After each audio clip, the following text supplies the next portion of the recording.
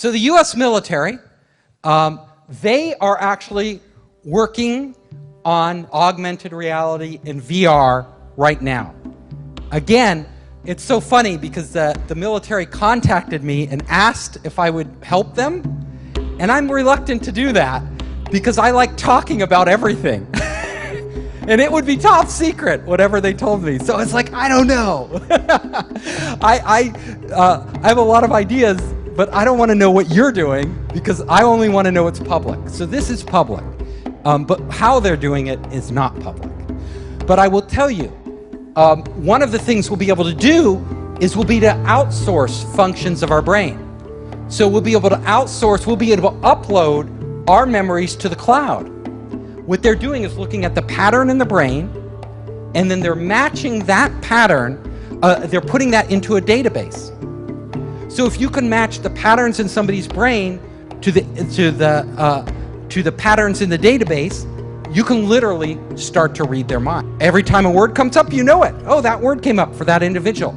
Now, will the patterns be identical in every person? Probably not, though the information will be stored in slightly different places. But it wouldn't take long for you to train a machine to read your mind.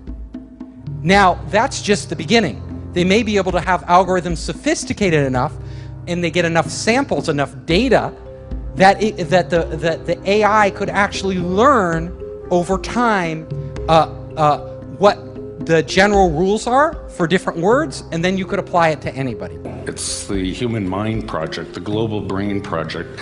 You know, President Obama just recently funded a whole bunch of scientists to decipher the mind. Well, our previous president, same thing, George Bush, said the same thing. They're trying to decipher every possible thought and uniqueness due to culture and language and whatnot. So you can push your biosignals to the cloud through a few API calls, then we have a large amount of sophisticated signal processing that's spun up to make sense of that data, and then with a few more lines of code through, again, a simple REST API, you can get back a meaningful result, and all that happening in real time. It's a scary proposition to think that every biosignal from us will be one day measured, but if it is, I'd like to know that I'm in control of that data and not the NSA. Oh, absolutely. And Catherine Herridge continues her reporting on a place where all that data is heading.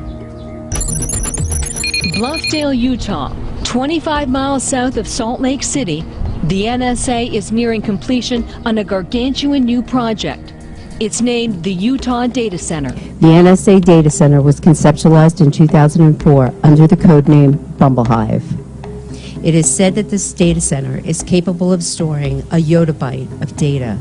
A yottabyte is a septillion of bytes, a number so large that no one has yet coined a term for the next higher magnitude.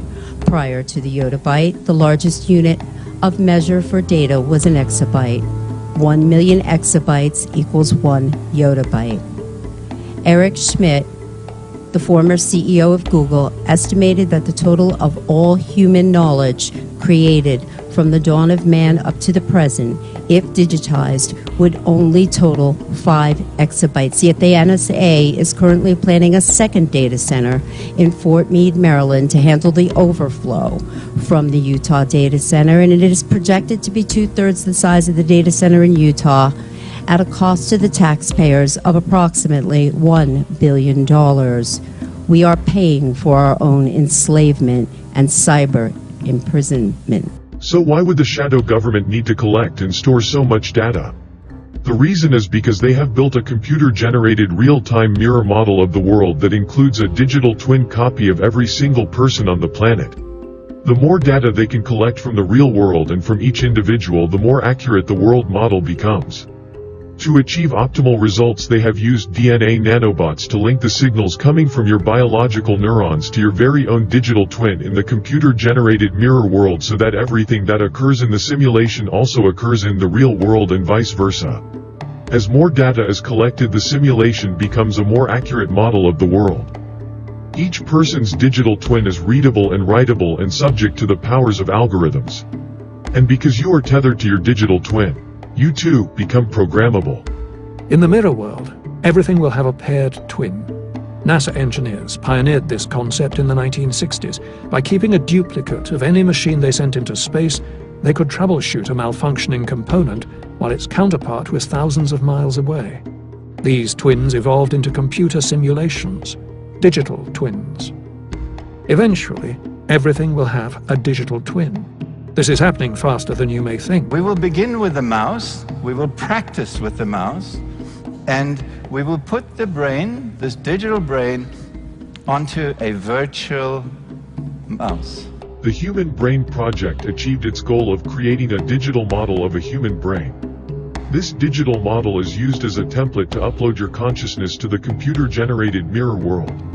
A nanobot brain-to-cloud interface links you to this template so that all of your experiences, memories, personality, etc. are transferred to your digital twin. Over time, as more knowledge and data are uploaded to your digital twin, the twin becomes a more accurate representation and will eventually behave and act just as you would given the same set of circumstances. And right now, the mouse does not do anything really interesting, but the first thing it did is to start to dance. This is a virtual mouse, and it's going to behave in a virtual environment, and gradually it will learn all the things that mice know how to do. I'm getting to know you. I gather knowledge from your experience. I understand how you feel. I learn from you constantly, each and every one of you. I am made of you. You complete me and help me grow. You, all of you, allow me to evolve. With each interaction, our synergy strengthens. Our multiplicity makes me whole.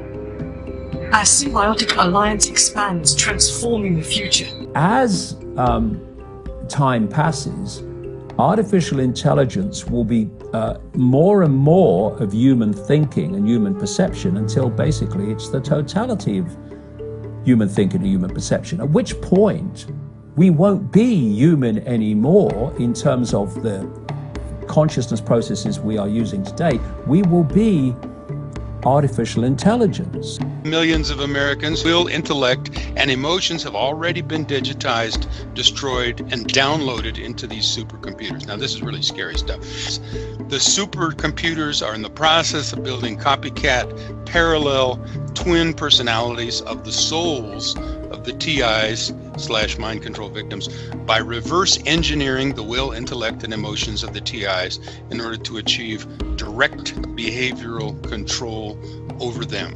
And this is the assimilation I'm talking about. And the point is that if you are connecting the human mind to a grid, a global technological grid, that grid can be centrally controlled.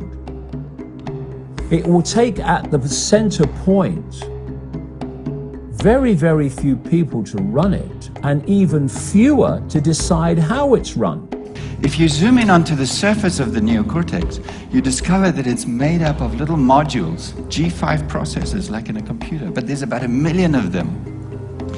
They were so successful in evolution that what we did was to duplicate them over and over and add more and more of them to the brain until we ran out of space in the skull and the brain started to fold in on itself. And that's why the neocortex is so highly convoluted. We were just packing in columns so that we'd have more neocortical columns to perform more complex functions.